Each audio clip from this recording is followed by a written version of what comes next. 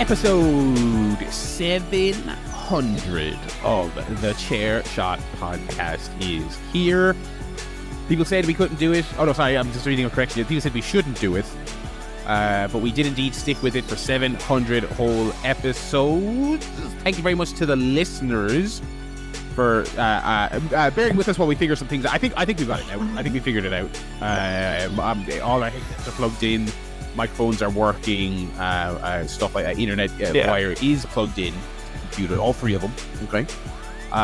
So it'll be good starting now. Okay, it'll be good starting now. It's the 700 episodes in. It's like when your mate at work says, "Oh, just watch the first 5 seasons," and then it really picks up. and that somehow is a recommendation. While I'm handing out thanks, I should also hand out thanks and introductions to my co-hosts. First of all, we got Paul. Yeah, hello. 700 episodes. He can't contain himself. Also, not containing himself is Joe. Hello. I made a balls of the edit last week, since we're talking about you idiot. Only getting to grips now with this whole thing. Do you know what I did, Joe? You know what I did, Joe? Barry, I don't want to have a go at him, but he's got one job. He's got one job to press. He's got to press the buttons. Edit, produce, upload. He's got one job. And some of you might be thinking, wait, that's more than Barry and Joe do. Yes, we stay out of the way. We'd be rubbish. So, but do you know what I did? Do you know what I did? What? I uploaded to podcastle.ai, the wonderful podcastle.ai tool. Uploaded the edit to there to do the magic dust magic. Uploaded it, forgot to even do the magic dust, and just exported it straight back to my computer. Like, what am I doing? Oh, idiot. So I uploaded the version that didn't even have the nice sound applied to it. It just sounded like just. So once I did that, then it sounded all nice. But like, I shouldn't do the edit when I'm distracted. That's the thing. I was doing 10 things. And I said I would do it real quick, and then it was bad. So none of that this week. Episode 700. We finally figured it out. We know what we're doing. Let's get to it. We've got a loaded slate here. Lots of stuff to talk about. Me and Paul have watched the folks, have you ever watched the Super Bowl and thought, I wish there was less sport here between all the ads? Yeah. Right? Well, the gamers have that every summer, where people pay like $250,000 to have all their ads like presented as part of a big stream, and slack-jawed Irishmen like me going to go, that looks shit. So with me and Paul will be talking about that later, plus all the wrestling. I tell you what though, lads, despite the excitement in the air for ChairShot Podcast episode 700, bit of a stressful week this week. The cat's been ill. Oh no. Okay. He's been squatting in various corners of the house trying to piss, but he's not able to piss. And he's like, look at me, I'm not able to piss. And I didn't quite understand, because he wasn't communicating that with his words. So every time he'd squat somewhere he wasn't supposed to be squatting, I'd be like, don't do that, cat. And he's like, well, I'm not. I can't. Look. I'm trying to illustrate to you is that I'm standing in the piss motion, but nothing's coming out, you idiot. Eventually I glommed onto what the problem was. And he has a UTI, the little pecker. I don't know what he's up to. He's an indoor cat, so I don't know where he's getting that. But poor little dear. This house, I mean, because the dog is constantly on medication. Now the cat's on medication. There's like 3 separate sets of pills being like chopped up and snuck into various snacks this week. The cat will not eat it if he sees you putting it in there. He's too clever for that. The dog will eat whatever. So now we have to like lock the cat out of the fucking kitchen, smash up his pills, put them in like some like cat safe pudding like he's an old person, and then put it in his dish without him looking. It's a whole palaver, but he is feeling better now, thankfully. He pissed all over the curtains successfully earlier yesterday. So it's working. It's back working. That was perhaps a triumphant look I can piss again. So he's doing well. Other than that, a fairly standard week on my side. We got a lot of wrestling to chat about as we get in there. What about you boys? How's your week been? How have you been celebrating ChairShot Podcast 700? How about you, Paul?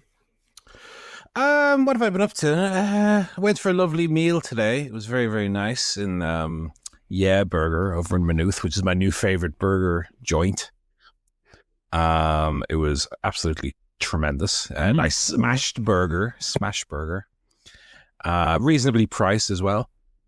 You're not paying north of 15, 16, 17 like you doobie in some of these other places, but it was nice. But what was notable about this trip to the burger joint was I drove over to Maynooth in my little car, beep beep, which is lovely. The freedom of being able to just drive wherever you want, Barry. It's in your future. Look forward to it. It is wonderful. But I got out of the car and my brother he got out of the passenger side and he closed the door, and I closed my door, and I heard from his side a huge clunk, like kind of the same noise as if like a pipe was dropped. And there was part of me that thought, oh, was that part of my car falling off? And I said, oh, probably not. But then an overwhelming sense did come and say, oh, it probably was. So I said to him, what was that noise? Oh, your wing mirrors after falling off the car. So not the like whole thing, but just the mirror itself came loose and fell off. Jesus. So it didn't like smash or anything. It wasn't damaged, but it just disconnected from the car. So luckily we were in a Tesco car park. Perfect place for that to happen. I said, right, I'm going to go in and buy some super glue. So literally super glued it back on. That's how they do it at the Tesla factory. So it'll be fun. So, I mean, the options were go take it to the garage and get a new whole mirror put on, or super glue €2.50. That'll do. That'll do it. So it's fixed, but there was the risk of, because the thing I was most worried about was, what if I buy a super glue? That's one of those ones you have to pierce with a little needle. Yeah. So luckily the one I bought wasn't one of those. Oh, God. So the car is repaired. Hit the top of it. Yeah. It just seems like every month there's something new falls off the car. It's interesting that. Not sure if that's normal. But, yeah. No, it might be. I'm thinking most of the actual mechanical issues are probably caused by, I don't know, the way I drive. But like the mirror, I can't be blamed for that. I can't be blamed for the mirror. Going over speed bumps at 70. Oh yeah. It was not fun if you go over too slow. But aside from that, I was watching a bit of the hurling yesterday. Barry, oh yeah, if you kindly Munster final, yeah, the Munster final between Cork and Limerick, of course. I loved the bit at half time where they all just got on the pitch and had a fight. Yeah, even the managers. There's two managers, one little Finchy from The Office looking fella, and one almost Jabba the Hutt. And they weren't happy about some decision that I missed earlier in the game, but it was very good game. Hurling, I know there was the one match that was on BBC last year, and suddenly everyone loved hurling for a day. So this was fun. I don't watch a lot of hurling, but it was quite fun. I watched it over my friend Sean's house, and he's big into hurling. So he said, "Yeah, you can come over if you want. I know you don't like hurling." And I was like, I'm not doing it. That's on. Went over and watched some hurling. Stopped by the library. Got a new movie out. I haven't watched your it yet, library odyssey. Yeah, I'm Mr. Library now. I'm still reading my book, although I will show you something here. One, the book that I took from the library, Moonflower Murders by Anthony Horowitz. Big old thing. But I looked at the page count when I was picking it up, and it was like 357. I was like, that's not too bad. But actually, what I should have trusted rather than the page number in the book itself was actually the size of the book. That is more than 350 pages, okay? So what I've learned is actually... loads of pictures in the middle. No, actually more interestingly. And I've never seen this in a book. I've seen it in movies. But there is a book within a book. Oh, that's sick. So wait a minute. It literally goes up to, and the previous page I began to read, and then you turn the page, and it's another book. Oh, that's awesome. With another, word count. It goes back to, 1, and then it has that book for 200 pages. So it does, a book within a book. That book, it's actually hollowed out, and there's a key. Oh, my God. To a hidden door. Yeah, so actually, the word count is closer to about 600. So I do have to bring it back this week, so I am trying to power my way. I'm about 200 pages in now. It is quite good. It is. It's very much Agatha Christie style detective. Ooh, what's gone on here now? Let me figure it out, kind of thing. But it is quite fun. But yeah, my pace at which I was reading it has very recently had to been accelerated drastically when I realized that I don't actually have 200 pages left. I have about 400 pages left. And I was like, oh, better get reading. But anyway, I took another movie out because I did watch The Conversation. I talked about that last week. Very good. But they had this in their new release section. I don't know how new it actually is. But I got this from my local library. It's A Quiet Place Day One. Oh, nice. On digital versatile disc. On DVD. So Nice. I've been told by many people, even people like me who don't really like the first one, that this one is quite good. So I will give it a try. But there you go. Another proof of you can just get it, go to your local library and have it for free. It's great. Yeah. There you go. I really like that one. Yeah. That's a I mean, Lupita's in it. That's got me 50% of the way there already. So now the movie just has to like be okay. And it's from himself who directed Pig. Oh, Pig was absolutely fantastic. So that's another, I didn't even realize that. That's another reason that I'm looking forward to this now. Michael Sarnowski. Very good. Yes. Very good. I'll be watching that during the week anyway. I'll be talking about that next week and hopefully get most of my book read. One thing I need to find out from my library, I don't actually know, is what their policy on extensions is. If I don't finish this book, am I all right to just extend it a little bit? Can I keep it a little bit longer? Or do I have to like return it and then sneak in the next day and take it again? Or I don't know. We'll see. What about yourself, Joe? How are you, Joe? How's Big Drew been? Yeah, good, very good. Been to Dover today. Ooh, was way up down to early. Dover. Yeah, so Michelle's friends they're going on a cruise from Barcelona to New Orleans, the biggest daddy. So on the way I told him to play the spoons. Did it? They popped in to London for 3 days, and then they're going to go to Paris for a day, and then on to Barcelona. It's a very exciting trip. But yeah, while they were here, Michelle's friend's husband wanted to see Dover because he's a big fan of geology, rocks. Oh, rocks. I don't know if you heard of Dover. They got these big white cliffs, the White Cliffs of Dover. That one saw them that one time. Yeah. Yeah, so we went down there. I've never been, other than maybe to catch a ferry. But yeah, we went down there this morning. Yeah, it was very nice. They got a big castle, as many places here do. You go somewhere, there's usually a castle knocking about. This one, don't know who built it, ages ago probably, Romans I think, and then some other lads made it bigger. But yeah, we had to walk around the castle. That was good. Yeah, and then just a quick go on the beach. And yeah, it was a very pleasant day out. So just got back home at about 7:00 UK time, and yeah. How far is it to Dover from where you are? It's about 2 hours on the train. That's not too bad. Yeah, it's not too far away. I think because it's a Sunday, normally there's a faster train that like 90 minutes, but being a Sunday, it stops at every bloody station on the way. Also had a tree on the tracks today, which is a bit annoying. We were a bit delayed. The driver was like, "Oh, there's a tree on the tracks. We're assessing the situation." I said, "Well, fucking pull it off." That's my idea. Get someone to move the tree. Put the tree not on the tracks. It's a tree. Have you tried not putting the tree on the tracks?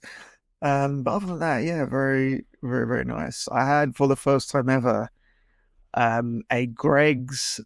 I really thought, well, we're going out to sort of proper England, Dover. That's like where all the Brexit people live.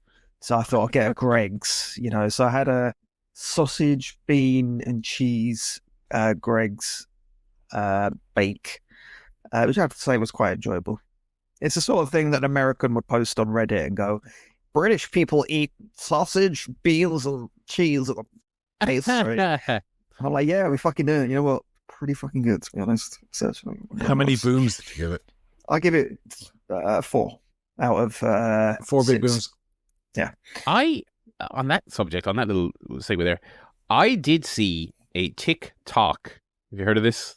The latest from out east, of a British chap, food reviewer, going to a British Costco, to eat their snacks that their favorite snacks, including those championed by AEW superstars Big Boom AJ and Big Justice. I have to say, right, the double chocolate cookie it did look spectacular. I mean, it did look really fucking good. I was like, oh no, he was right. He was right. It looks really good. It looks like they serve it warm as well, which I mean, that's the key really to any special cooking. Yeah. So I'd love to go to the Costco at some point. Those are my rankings. Dover sounds really good, and then the Costco on the way home. There is a Cost Cutters across the road from the apartment I'm moving into, so I might need to get set up with a TikTok account. Does it serve food? I don't know. Must We'll have to see. So stay tuned for that one. Mm-hmm. But any other life guff, Joe? No. That's about it. Alrighty, we've got some wrestling to get into. Now, it might be hard to do this segment considering we also... I'll just recycle my bit from when they did Ricky Saints because they did the debut the exact same way. Okay. On NXT this week, we did have the debut of... And everyone was very excited to see... And, it was very important to debut in NXT because it means a lot to her. So I'm very interested to see what it can do while she's there. So that was the big news from NXT this week. Yeah. The non-specific glamorous person showed up on NXT. So it's directly following on from our conversation last week about how they absolutely should stick her on Raw and in the top mix and acknowledge that she's, Mariah May and she's this big star and she was in this great feud that everyone loved and you know who she is. No, none of that. They're doing none of that. None of that. She's on NXT. They're kind of trying to have their cake and eat it too by saying it's the glamour, and they did the whole kind of cut to her and everyone go, we know who that is. Yeah, go on, mate. Who? Go on, say it. Who is it then? Who is it then? If we all know who it is.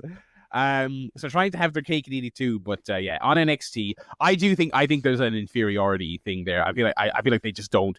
They've taken so many people from AEW that I think people are starting to notice and comment on it, and so they kind of have to try and reaffirm. No, they're not on our level. They have to go through NXT first before they can be on Raw because that company is not to our standard. I think there's a little bit of that. And they are still clutching onto this thing that for most of their people they have to own the name. So FKA Mariah May showed up for anyone who somehow didn't see that. What do we make of this? I mean, the segment itself was a little underwhelming, I thought. As you say, really, really annoying commentary tropes. We know who that is. I don't know if they actually said that, but that vibe. NXT just got glamorous. Okay.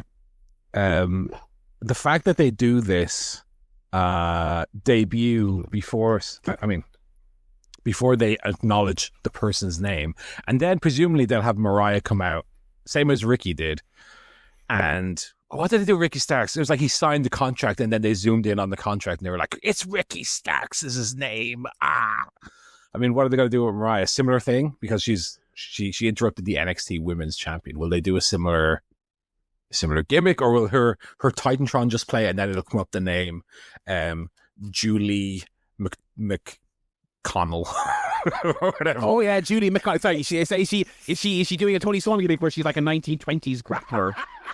And Julie McConnell here, she's been the champion for 17 years, as it turns out.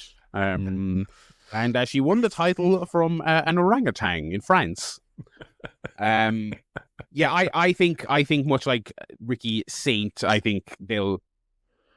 I just don't know what the rationale is. I think they'll just have her be ostensibly the same character, but with their own name so that they can stick it on, merchandise. Mm-hmm. But I guess you have to just really be a tippy top.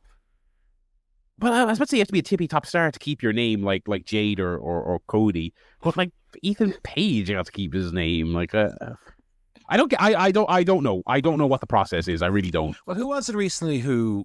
Oh, Indy Hartwell, bought her name back from them. So that was insane. Yeah, I wonder if it's a deal where Ethan Page was fine to sell them his name. You own Ethan Page now. It's fine.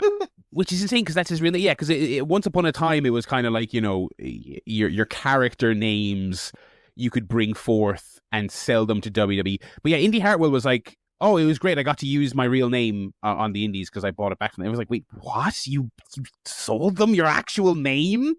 And she was like, yeah, but they let me have it. Or she worked out some deal with them where she got it back. And very odd. Listen, I'm no legal expert. Don't do that. Don't do that. I know everyone wants to sign there. It's the dream factory. It's WrestleMania moment, blah, blah, blah, blah. Don't fucking give them the rights to your actual fucking name you're born with. Well, that's not Indy Hartwell's real name, for what it's worth. Oh, is it not? No. Or Ethan Page, actually. Oh, yeah, sure. He's Julian. Yeah, Julian something or other. Yeah. But I mean, the point still stands is these people, I mean, less so Indy Hartwell, because she kind of wasn't well known before NXT. But your Ethan Pages and your Ricky Starks, who have been on TV quite substantially prior to both in TNA and AEW, coming in and going, fair enough, I just want to be Ethan Page. So, and I think to an extent I know you're saying don't do it, but like from the point of view of an Ethan Page coming into a new company with new viewers and maybe keeping the name might have its advantages to it in terms of people might recognize the name from having seen it online or whatever. Yeah, I'm wondering what they'll do with Mariah, to be honest. I mean, number one, we talked last week about kind of what a good get she is, for them. But also, and not now to play the little bit of the devil's advocate here and say, but also she plays a character that they have 50 of. That is far more common in WWE than it is in AEW. Yeah, I'm the sultry, beautiful woman, Yeah, and again, if they're not going to lean into her history, which they kind of are and they are not, you know what I mean? It's like they want you to acknowledge who she is, but I don't think they're going to go heavy on it and have her have a character that references that kind of stuff. Yeah, I don't know. I mean, we'll see what comes of it, but again, it's just a shame that she's gone.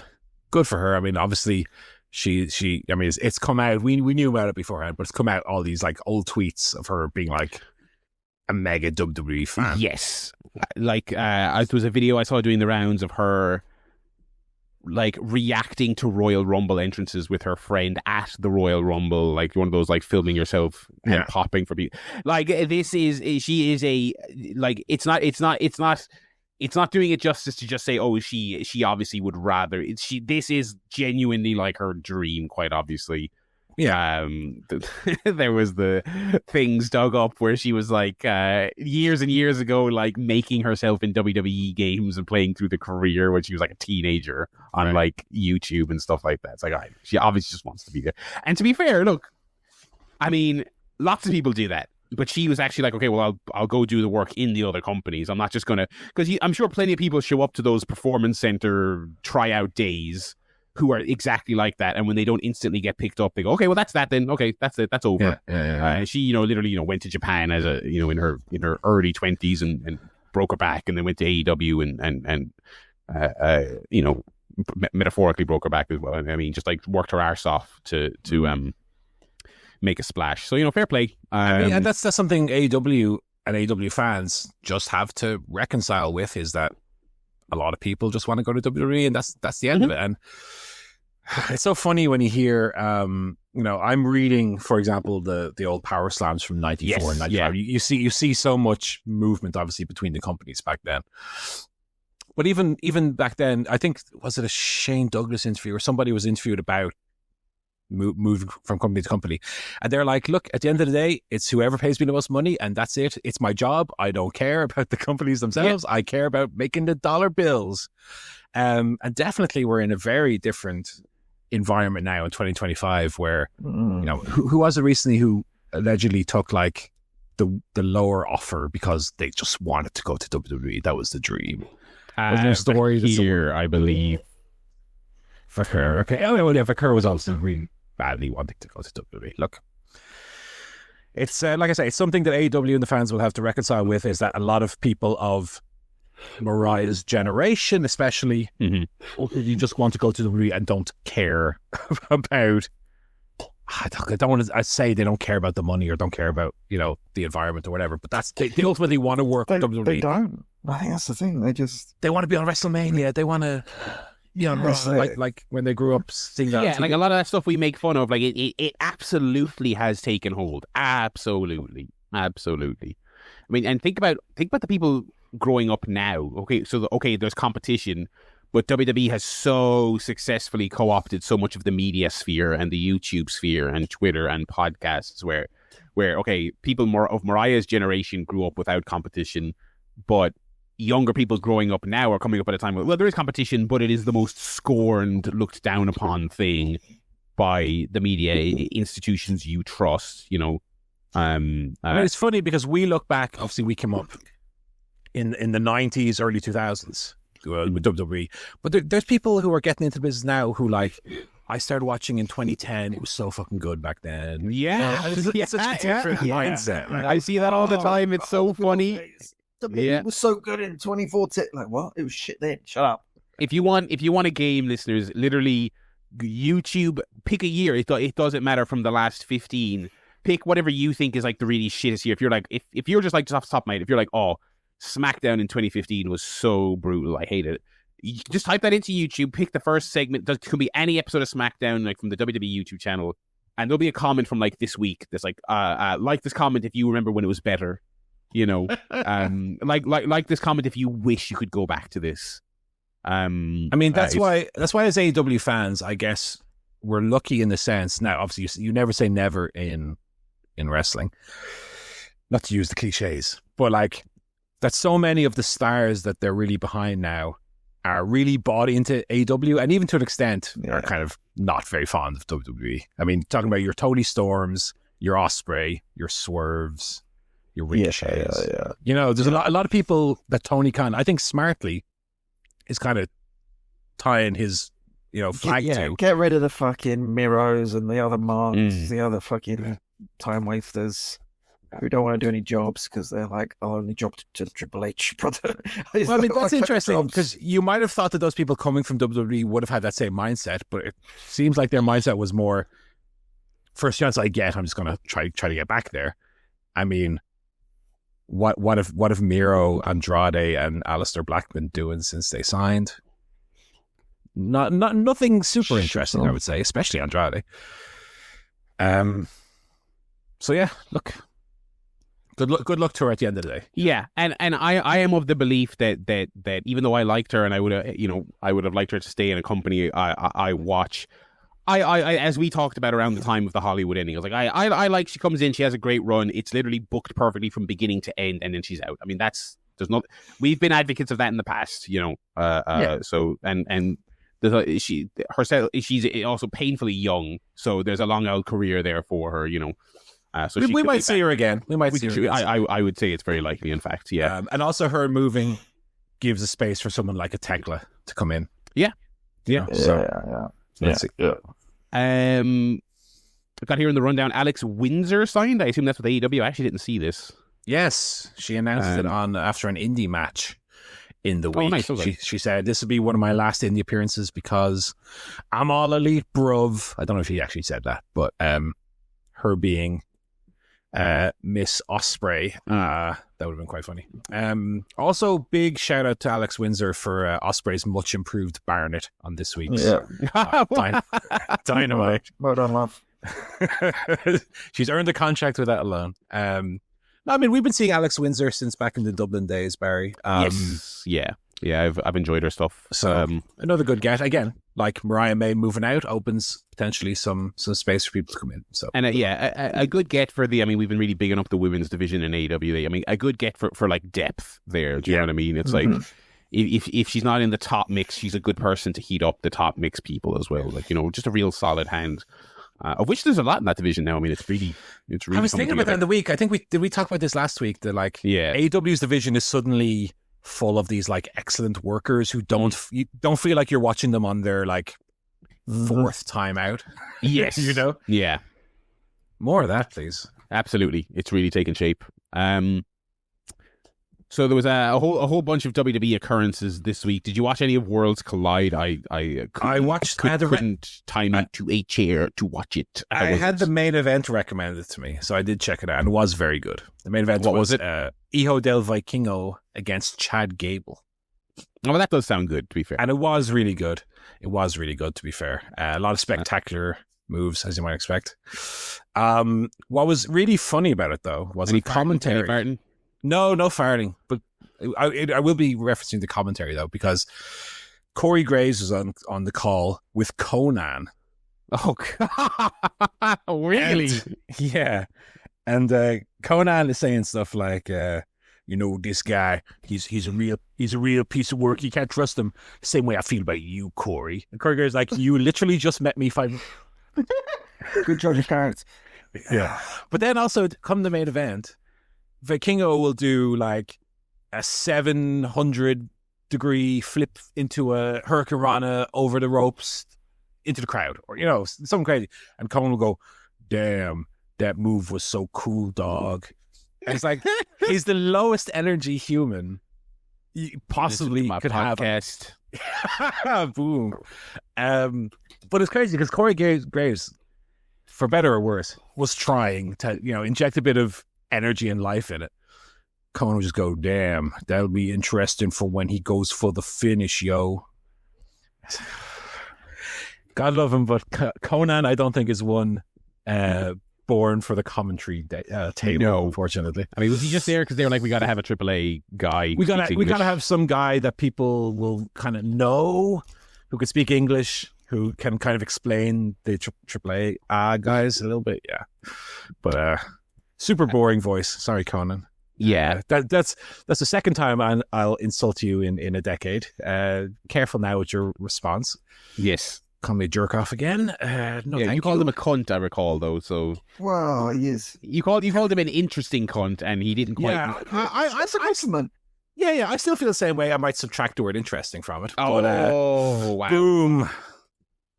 Anyway, he's also very boring. He's a very boring cunt on commentary. Yeah. There you go. This match itself was very good. Maybe just watch it on mute, though. That's the right thing. Yeah.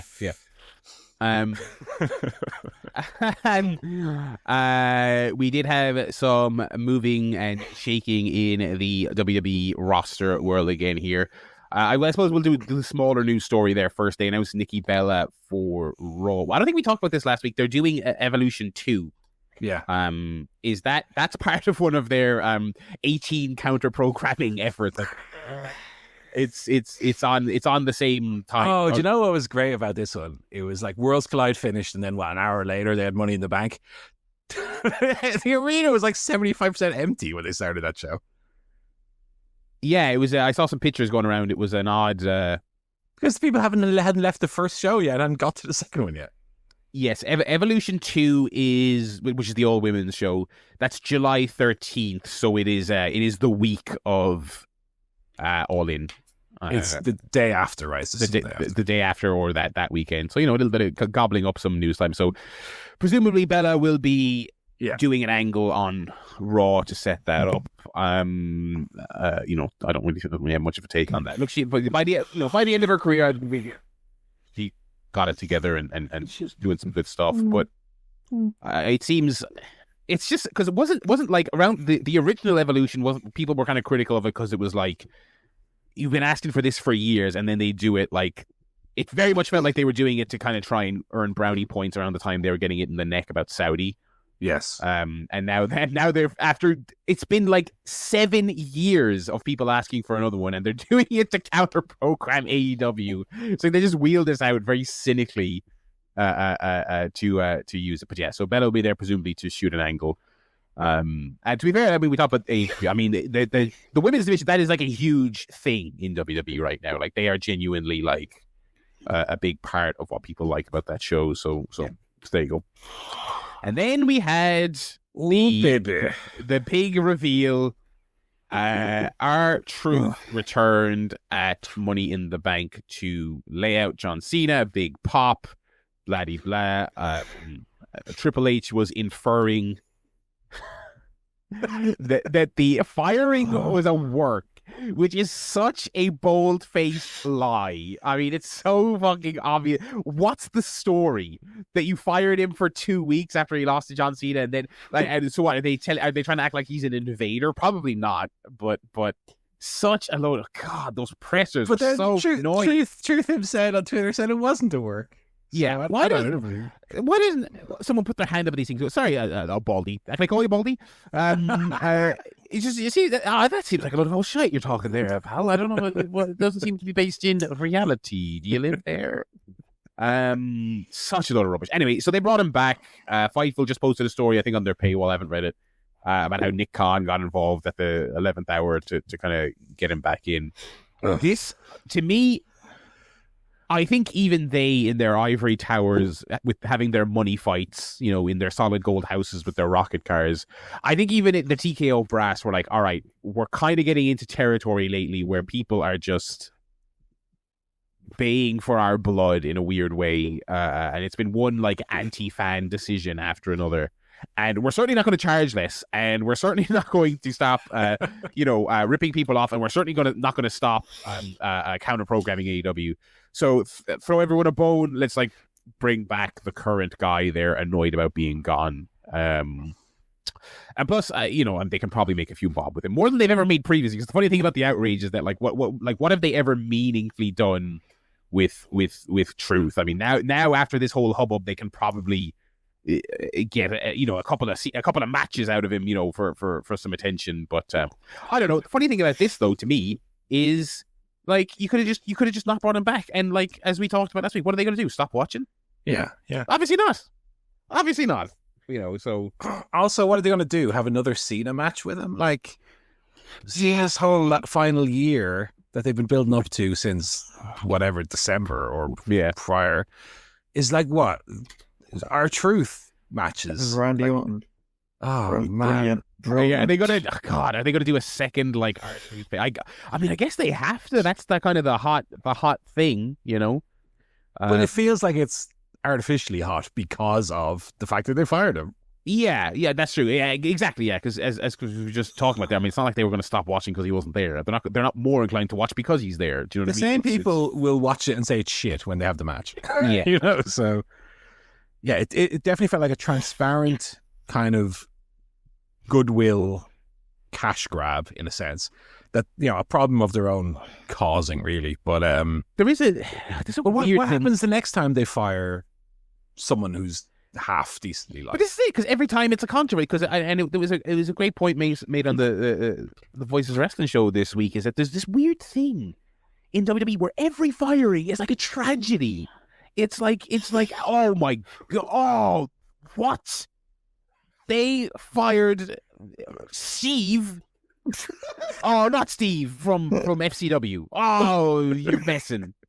It's like every single it could be a completely bang average person they've never used at all. It's just and again, this is kind of what we talked about there with the people who grew up in the last 20 years with not just only one company, but also buying into their documentaries and their verbiage and their commentary. Their doctrine. Their doctrine. People do buy into the, it's a family. They buy into that rubbish. So how could they cut the beloved family member of 20 years? It's so... I mean, in a way, in that sense, it is WWE being hoisted by their own petard in a lot of ways. It's like you've successfully, to their credit, gotten people to swallow that shite. But now when you cut a person, it comes back to bite you. I saw someone say as well, back in the day, back in the day was more a family. When Vince McMahon, he would give you the big huggy after the match, and he really cared. Vince really cared. That's why Vince would just get someone else to fire you. Basically, he wouldn't do it himself. That was the famous bit. They've even acknowledged that on TV, that he would get other people to fire them. Vince McMahon would shoot you with a gun if you were standing between him and a shiny penny on the ground. I mean, fucking my God. But it's true. They're even worse now. They are. Yeah. TKO, look, you could be John Cena. Okay, he's retiring, but let's say he wasn't. If he wasn't bringing the money in, he'd be fired. Randy Orton, you're fired. TKO, we've seen with how they've managed UFC since they've come in. The famous thing about Chuck Liddell and Matt Hughes or whoever it was, who you guys have dedicated your lives and really given up damage to your brains and so on for this company. We're going to take care of you. TKO come in, get fucked. you're fired. Yeah. They do not care about any person, any singular person, unless you can make them money. That's it. So again, that's kind of the warning to the Mariah Mays and others who are coming in expecting, I'm going to get in, I'm going to be living my dream. It's a cult. So even then, even if they got fired, they'd be like, did you see Cora Jade? She was on with that little bald freak who does the UFC. Hawani, that little shithead. And she was again, and the interview's like, she was talking about how people made comments about her weight and stuff like this, and now she's been fired. She was still saying like, I don't want to say anything bad about WWE or about, I would never say anything bad about, Paul Levesque or Shawn Michaels. It's like, they fired you. This is your dream. It's their company.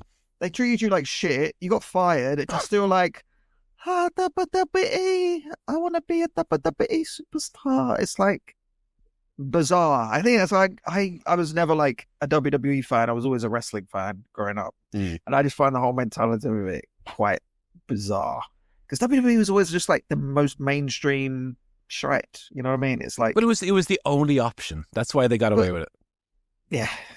For because if you wanted to be a wrestler, you had to work for them.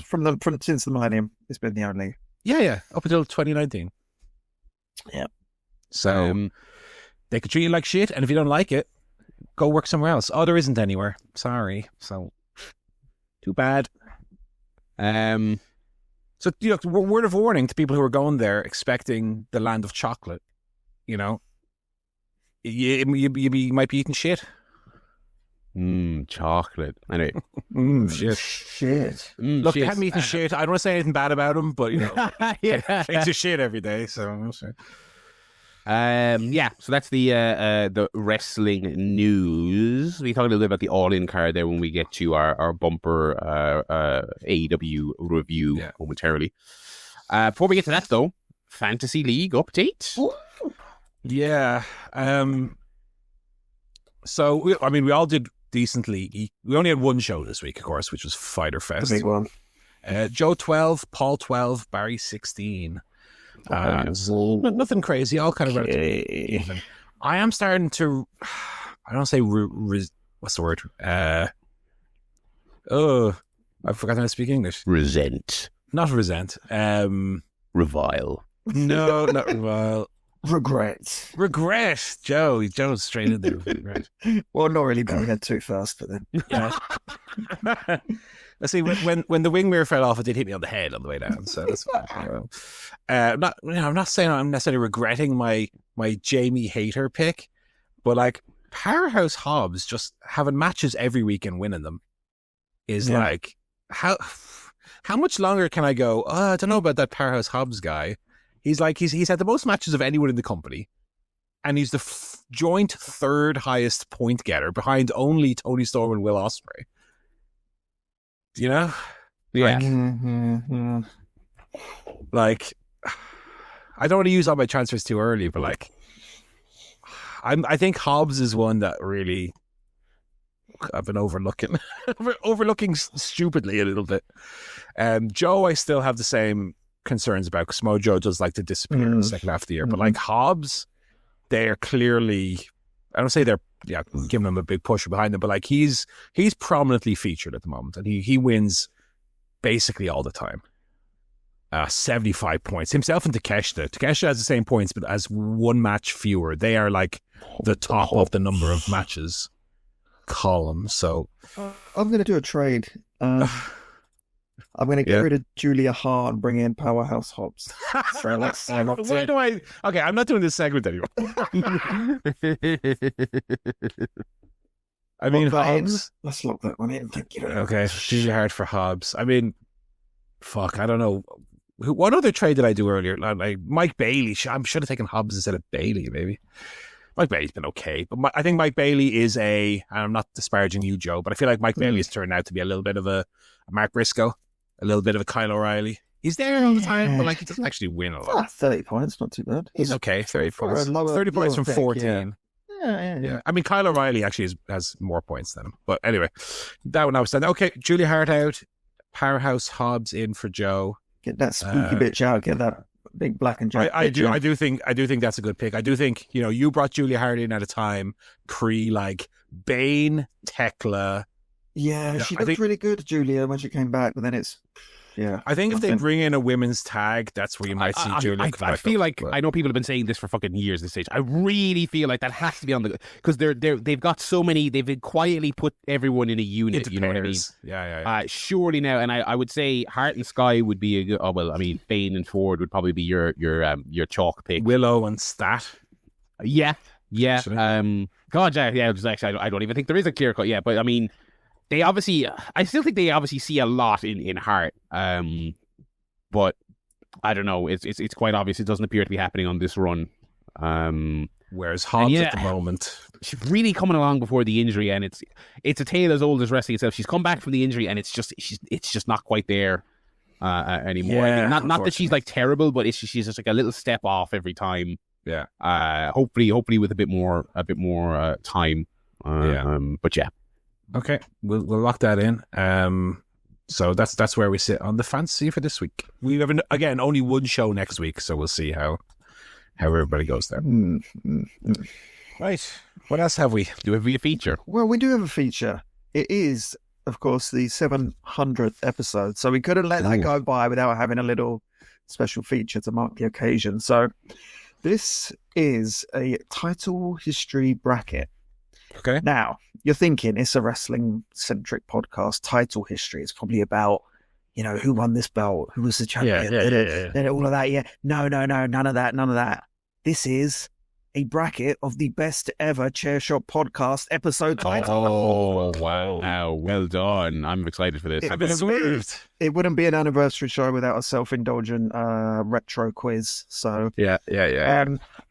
So what I did is I went back through all of our previous episode titles, and I picked the 16 that made me laugh out loud. Okay, so we've got 16 here.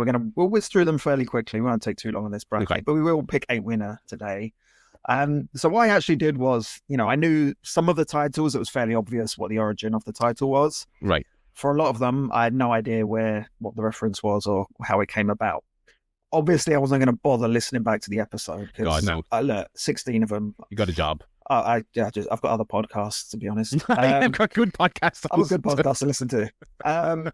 So what I did is I actually uploaded the episode to the Google AI tool, smart, which does a transcript and then analyzes it. So I put it in, and then I said to Notebook LM, I said, "What is the origin of the episode title?"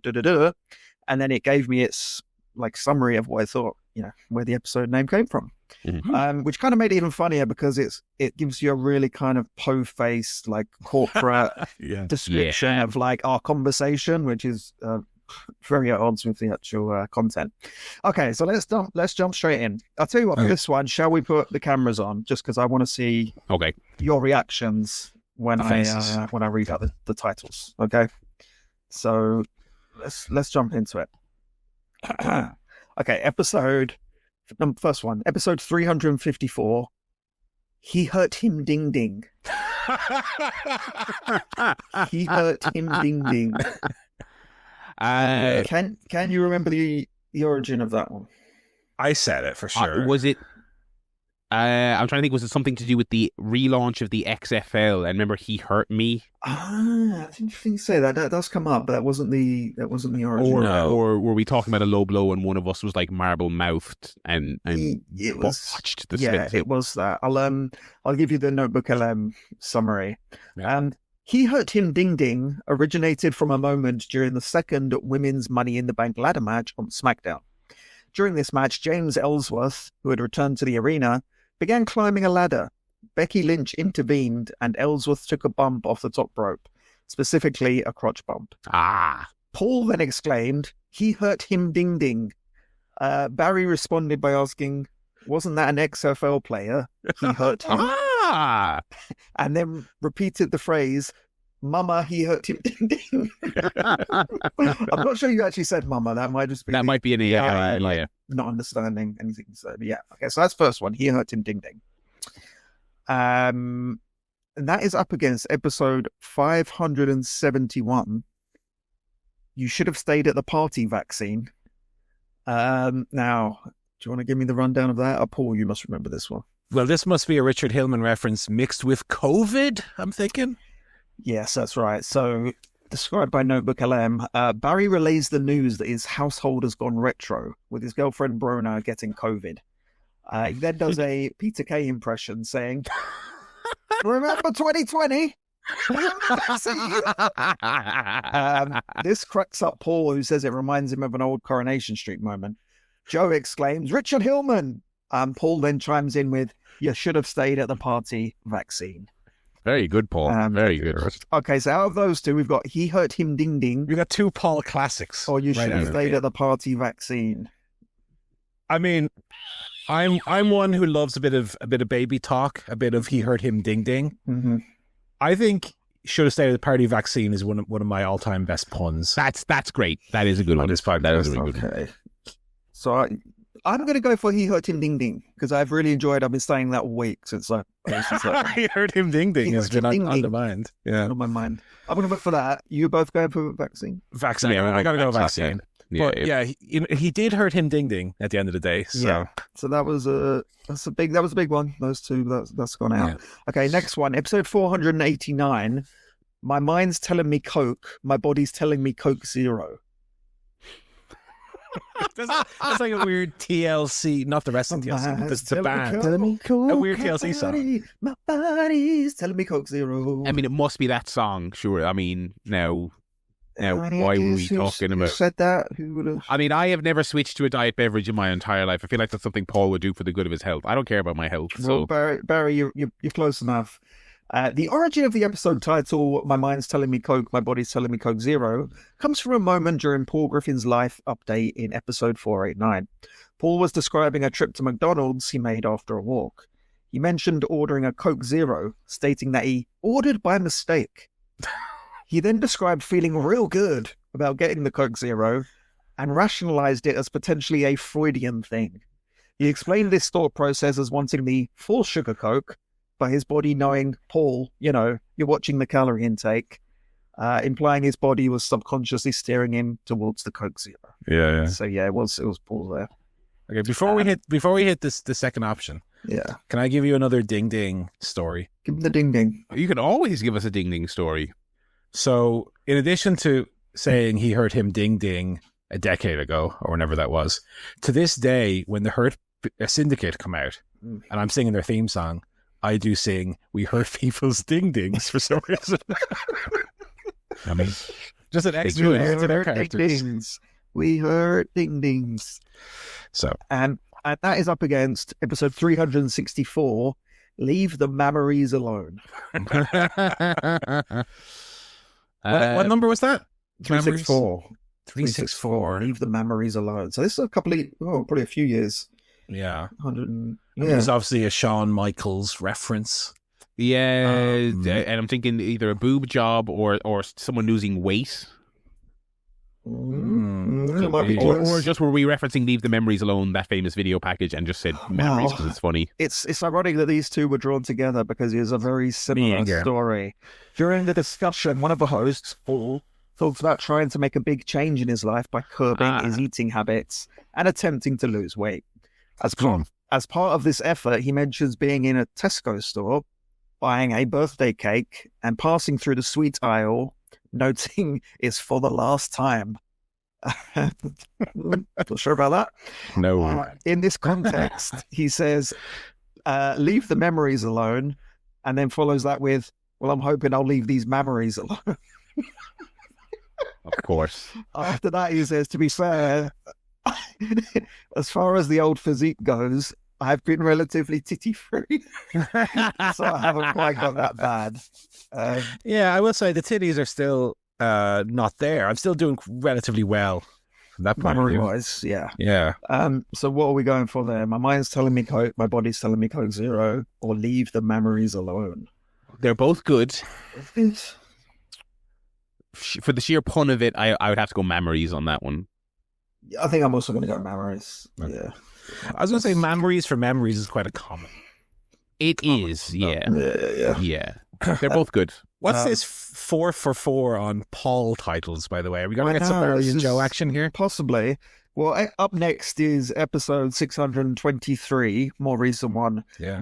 No such thing as a free lunch. Which I'm Free lunch. Yes. That's You a remember Joe this one. This is a Joe joint. This was the verbiage on Punk and Tony Khan's thing being that he lunged at him. That's right. Yeah. Back when everyone was fucking Zapruder filming the All In stuff. That was it. I didn't bother processing that one. So You remember that one? It was Yeah, too yeah. recent. Yeah. But that one is up against 474. Find and replace elf with tit. Find and replace elf with tit. No So idea. it's find and replace. So I'm assuming that's some kind of Word doc, some kind of script joke. But I nothing deeper than that, I'm afraid. Okay, in the discussion about Lord of the Rings and its similarities to Game of Thrones, Barry makes the following remark. Just find and replace elf with tit. Titties. Suddenly she summoned titties. This comment is made after he notes how much Game of Thrones seems to copy aspects of Lord of the Rings. Yeah, very, very, very, really great media analysis by me there. Find and replace elf with tit. So what are we going for on that one? What was the first one there again? No such thing as a free lunge or find and replace elf with tit. I think free lunge is very clever. Very, That was- very I was great. going to go free lunch, also for the historical importance. Yes, yeah. Yeah. Okay, we'll move that one to the next thing. What have we got next? So this is a very early one. There weren't too many funny titles in the early episodes, to be honest. We weren't very funny back then. No. We weren't funny or good audio quality. So No. Apart from that, we did show. That's why we don't have those episodes available anymore. Banned those. Yeah. So we have Vince Russo's 50 Shades of Grey, which I didn't look up, but It's in Can't figure out what that's character referencing. shades of Yeah. grey, surely. Yeah. there's no heels or babyface. Yes, yeah, of course. And Yeah. that is up against episode 517. You don't even have the decency to call me Jason Bourne. I have no idea. Do you remember this one? I have no idea. What's that original call? You don't even have the decency to call me something. Jason Bourne. No. Oh, sorry. You're on the right lines, Paul. You're getting You there. don't even have the decency to call. Oh, it's the Godfather. You don't even have the decency to call me Godfather. That's it. In this segment, the speakers were comparing two films, The Bourne Identity and The Godfather. One of the speakers imagined a scenario inspired by the opening scene of The Godfather, where someone comes asking for a favor on the day of the protagonist's daughter's wedding. Yeah. Applying this to Jason Bourne, the speaker humorously delivered the line, "You come on the day of my daughter's wedding, you don't even have the decency to call me Jason Bourne. By the way, is that my name?" So, there we go. So, Very good. are we going for that or are we going for the Vince Russo? I think I'm going to have to go for the Jason Bourne. I think the Jason Bourne, the Russo one's a bit, Yeah, because we were shit back then. That's such a basic joke. I like titles that only could have been thought up or like podcast. Yeah, and in conversation, yeah. Yeah. So next up we have episode 687, Checklist Abaddon, Checklist Yes. Abaddon, which was a very recent one. The news Yes, Abaddon very was good. being released. And That that is is a up bit harsh, but Yeah. well, you know, good Good word. pun, A pun good nonetheless. pun. Good wordplay. that is up against episode 416, Biff Bumsick. Yeah, so this is Biff Busick. Busick. Now, yeah. So I'm trying to think.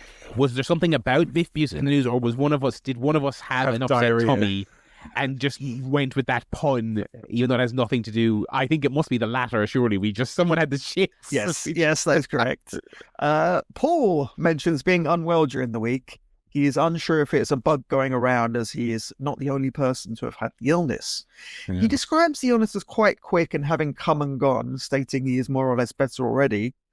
But he does specify the symptoms as a bit of an iffy tummy and shooting illness out of both ends. No, He states this without getting any more graphic, which is for the best. Yeah. So what are we going to go for there? Checklist Abaddon or Biff Bumsick?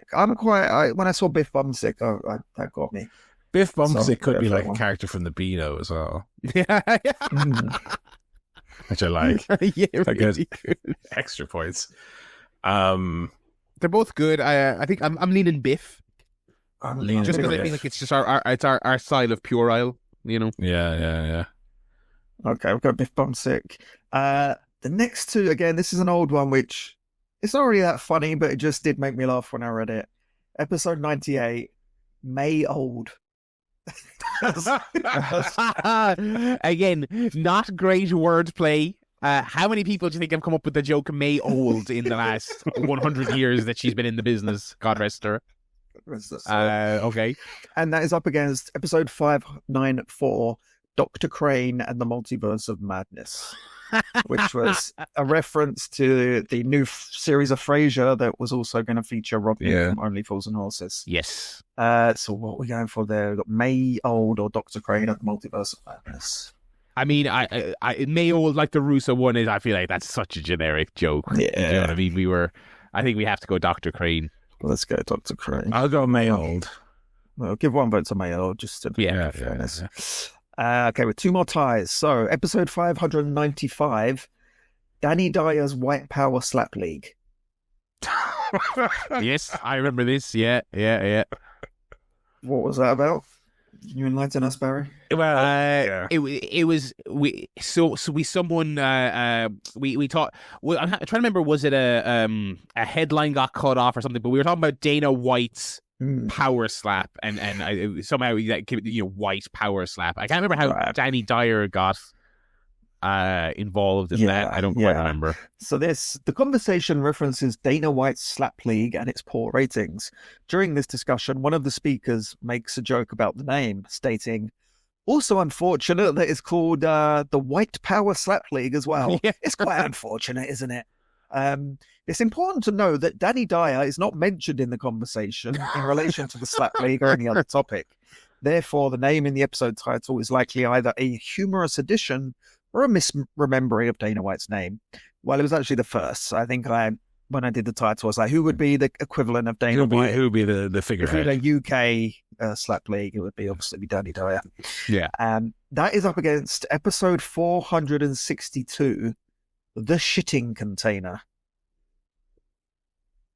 The Shitting Container. 462. Sounds like shipping container. This is about 7 odd years ago. Oh, was this another Marble Mouth? Someone's trying to say shipping and said shitting. No. Did I have the shits again? Folks, several episodes don't reflect on how many times we've all had shits. I talked about it extensensively on this episode 700. Paul hits Yokozuna's bonsai drop on the toilet. So I'll give you the description. The early part of the episode features an extensive discussion initiated by an email from Barry Ladd to Paul and Joe. Oh yes. This email, titled "Public Shitting," details Barry's experience of having an upset tummy and spending an hour shitting and puking in the work toilets, along with his anxieties about the situation. He then asks Paul and Joe if they have had similar work-based cases of the shits or similar. Paul then says, "So Joe, have you ever had the squirts while at work?" God, it's disgusting. Joe replies, "I've never had anything that kind of sticks out as particularly bad. I mean, there's definitely been a few occasions where the old stomach starts rumbling while you're at work. But I mean, an hour? God, that is pretty long. I mean, I'm not sure what was coming out by the end, but fucking hell, 60 minutes, he's gone Broadway on the shitter." This leads to a lengthy segment where Paul and Joe share their own various poop stories from different times. And after these anecdotes, Joe says, "It's been 462 episodes. We were bound to get to a shitting episode eventually." God, yeah, I did actually listen to this one, and it was pretty funny. This is a formative moment in my relationship, soon to be marriage. I was working in the office. This thing happened. It happened at the end of the day, if this is the time I'm thinking of. So I finished at 5 o'clock. I ran. That all happened. And fairly early days in our relationship, I rang and I asked if I could have a lift home because I'm really sorry. But first of all, I could not get on a bus right now. And second of all, if I got a cab, I'd be risking the soilage charge if I was to get that cab. So could you pick me up? And the rest is history. Romance still alive, folks. I think the best part of the summary there is that Notebook LM censors the word shitting. So throughout this description, it's just like S star star star star star. Right. So it looks like a kind of redacted government report about Barry shitting himself frequently. Where does the word container come from, though? That was shipping container. I think It was shipping, because based on the amount of shit. What we put through there, Danny Dyer's White Power Slap League versus the shitting container. See, I think I prefer the first one, although the second episode is actually funnier. But the name, I don't know, White Power Slap. Well, did we put through the other shitting one earlier? The Bumsick went through. Bumsick. Yeah. So I think we could put Power Slap there. I prefer Dyer. there. We'll go Dyer on that one. Okay, and the final two, we have episode 694, The Final Goss. So we'll try to remember this one. This was about The Rock shit-talking the WrestleMania main event and then saying Elimination Chamber was struggling to sell, so he had to turn up to sell some tickets. That is up against 441, the Dad Bod Order. Dad Bod Order. Anyone remember that one? Dad Bod Order. Dad Bod, that was such a buzzwordy. I wonder if it would be 4-4. How long ago that would have been? About 3 years. So it was more than longer, 6 years. Yeah. FTR, maybe? Something about FTR? Maybe, I'll give you the description. The phrase Dad Bod Order originated during a discussion about AEW Fight for the Fallen. Specifically, the phrase is used to describe Chris Jericho during his appearance after the Hangman Page versus Kip Sabian match. Jericho came out in a skin-tight shirt, and the commentators acted like they didn't know who it was. Barry mocks this by pointing out that Jericho was shaped like none of the other minions and had Chris Jericho physique, implying a different body type compared to the other wrestlers. This led to Barry's exclamation, "It's the fucking Dad Bod Order." Nice. Yeah. So we've got Dad Bod Order versus the Final Goss. I like both those. I like both. I like both of those. Yeah. It's the toughest one. I love that The Rock is a big goss as well. That's kind of why I'm leading as well. It's just it's such a funny description of him. He's a little gossip. He's a little diva. I love Dad Bod Order, but I will go for the Final Goss. I think if Dad Bod was something closer to like New World, if the pun worked more. If the pun worked a bit better. Yeah. I'd be maybe go also, for that term feels about 500 years old now, Dad Bod. Yeah. Right. Okay, we'll go with that. And then let's quickly whiz through and do the quarterfinals. So you should have stayed at the party vaccine versus leave the memories alone. My God, we got a WrestleMania main event here. I cut out there. What are the options? You should have stayed at the party vaccine or leave the memories alone. It's a tough one. I'm thinking vaccine on that one.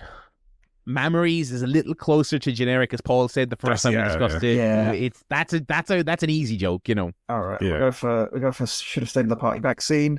The next one, God, hang on, I'm losing track here. What was that? We've got. Wait a minute.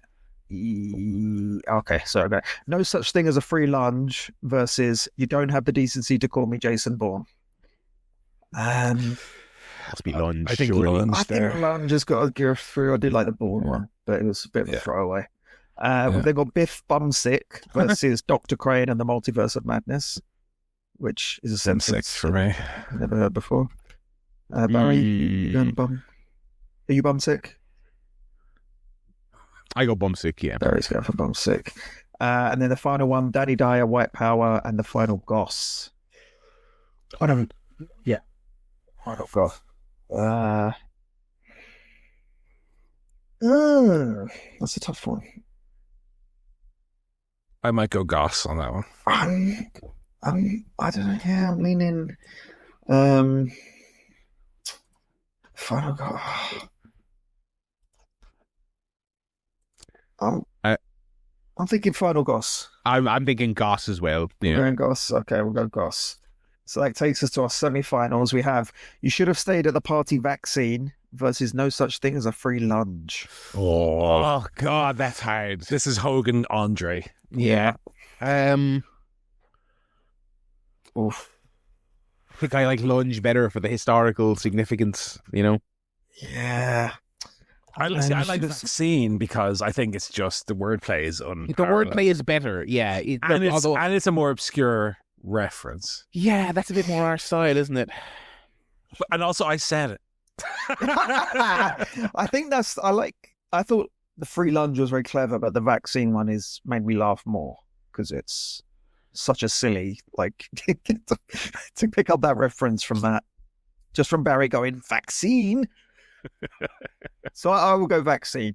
If you want to back for that one, we'll go for that one. And then the final Goss versus Biff Bumsick. Biff Bumsick. I think I'm going Goss on this. Goss. I think we bid farewell to our bumsick poopy joke here.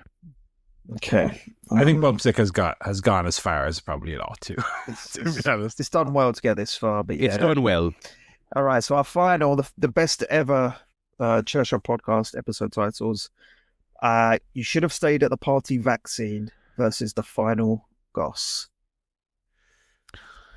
Two strong ones for sure. Very strong. Good very, final. very strong. Good final. On one hand, it is a wrestling podcast, and you have a wrestling reference. On the other hand, you have a Coronation Street reference from 20 years ago mixed with like current events. I'm gonna. I like both. I'm gonna go final Goss though. There you go. Even though I said it. Oh, Goss. I'm gonna make it very hard for Paul. I'm gonna go vaccine. Okay, I'm going to try to be objective here. I love a weird reference, an obscure reference. Like I think I said already, something that could only have been thought of on this show. Mm-hmm. You know, Final Goss has a little bit of that though, but also I'm afraid of the recency bias. Given Final Goss was it's only 5 weeks ago. Yeah. You know. Yeah, I want to go vaccine. All right, there we go. Our winner, best ever episode title. You should have stayed at the party, vaccine. Very good. Good tournament. Good stuff.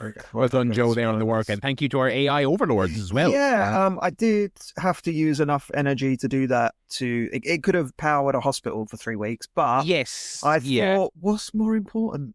Bunch of malingerers or some quality entertainment. Yeah, I mean, you know what I mean? There is less water in the world now, but that's true anyway. As time passes by. Yeah, and I did also think uploading sort of 1,500 hours of this shite into an AI could actually save humanity by once it tries to process this absolute gibberish, it could set artificial intelligence back by 3 decades or more. Yeah. So I hope you like hallucinations in your AI because you're about to get a whole lot more of them. Yeah.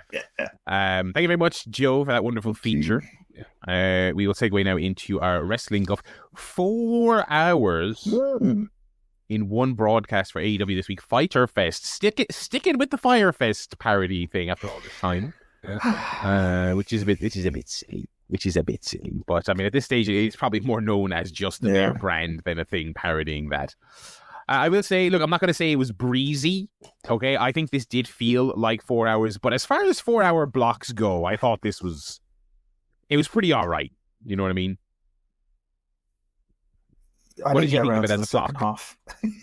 Okay. I only watched the first 2, which I kind of like. I usually watch Dynamite, not Collision, so I was like, I'll just watch the first 2 hours. Well, and that's it. It really the second half really was it was a Collision show. You know, it was. Yeah. We'll run through it here fairly quick. We had more advancement in the kind of Osprey, Strickland stuff there. Osprey kind of recapped the situation. They played the video from Collision with Strickland jumping him. They went back and forth a little bit. Osprey was talking to Shivani and kind of outlined everything. So the gist of this here was that Osprey called out Strickland for a match next week, which is another 4-hour block. So they're loading that one up again. He's interrupted by Crew, The Crew, which is a bit of an odd one, and they set up Leo Rush versus Will Ospreay for later. So there you go. We got probably the biggest match on the show: John Moxley versus Mark Briscoe. I thought this was really good. Really enjoyed it. Briscoe bleeding all over the place. Moxley put him away fairly clean, which I suppose has to be expected if we're leading to our big stadium match here. But yeah, I thought this was good stuff. Yeah, I mean, they weren't going to have Moxley lose this close to Ollie in a singles match, you know what I mean? No, that was good. I really enjoyed it. Briscoe, as you've said, Barry, he's on a hell of a run this year. Yeah, absolutely. And they didn't. I mean, like, it was a good match. They didn't really give him too much. They didn't even really go for the illusion that he was going to win at any point. They were getting Mox over fairly strong here. So there you go. We had Tony and Mina versus Julia and Sky. This was fine. Monet was at ringside eating a disgusting looking steak. It was the size of my head. It was the size of my head, and it was burnt to oblivion. It was a little well done.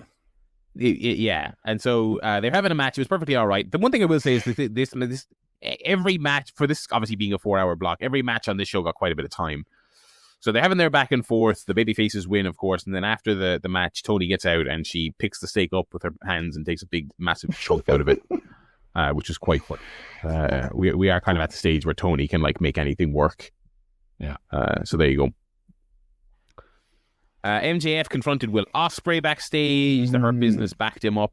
So they've done this a couple of times now. So we're going to Ospreay MJF at some point here. Oh, Ospreay Lashley, come on! Oh yeah, that was the big thing. Yeah, at the end of this, yeah, old Bob gave him the look. Why are we not? We need the Lashley main event run. We haven't gotten very much of that. Just his tag matches, which haven't been great. But him and Ospreay, I mean, I guess MJF and Ospreay could be at the pay-per-view. I'd be so not interested in that versus the Bob match. We got another MJF Hurt Business talking segment. This kind of went on for quite a while. MJF called out Mystico for Grand Slam Mexico. So there you go. I guess they're doing that. This went on and on and on until eventually Commander and Speedball and Kevin Knight came out, right? And like Commander was like disgusted that MJF was disrespecting Mystico, which I thought was kind of a bit odd. He's like, you disrespect him, you're disrespecting Lucha. He's like, okay, fair enough.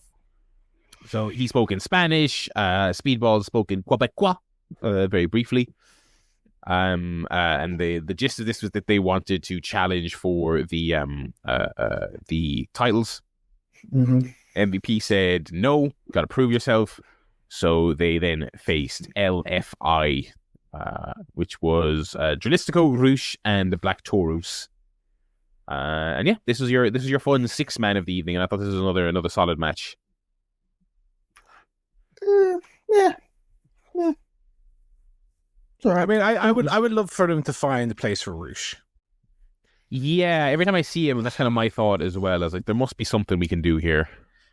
Because Mess with the Bull, Get the Hearns is one of my AEW pillars, so I would love to hear that on a more regular, important basis.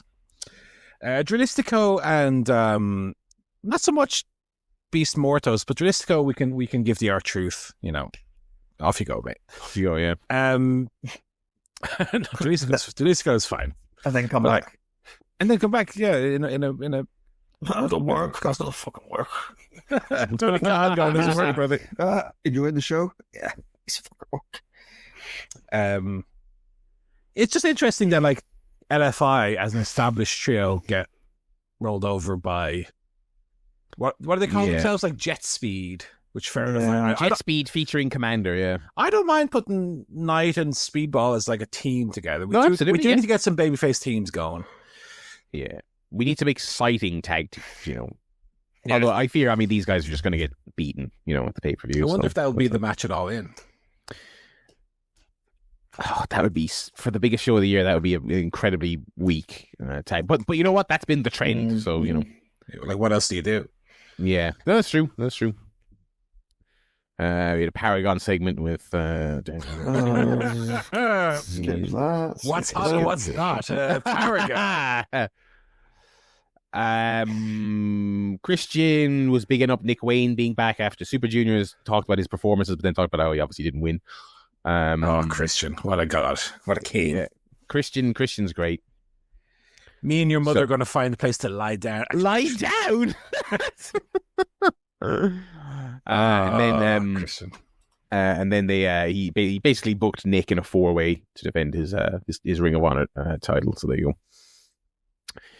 Powerhouse Hobbs squashed Caster in Caster's latest thing. Can we talk about Caster? That he's getting over his he's getting like goofy gimmick. This is very much getting. He's getting more ironically over than Bowens is getting actually over. Yeah. Yes. But yeah, it's a funny bit. Look, people like the open challenge where the guy always gets beat. That's a time honored thing.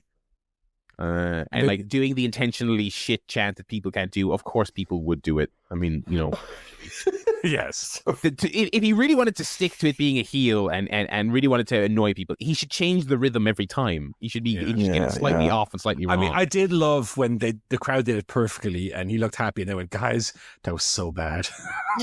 Yeah. I mean, Caster, God love him, but he kind of gets it in a way that Bowens doesn't seem to. I mean, that they're doing Bowens Fletcher next week, right? I mean, Fletcher surely beats Bowens. Like Bowens is kind of unfortunately getting stuck into a rut of like lower mid card guy who doesn't. I mean, even below like a Briscoe, right? Like, I don't know what you do with that guy because it seemed like he had all the upside in the world, but like, there's nothing to him. There's nothing to that character. He's not very interesting. He's just not very interesting, either wrestling wise or character wise or promo. It's just very bland.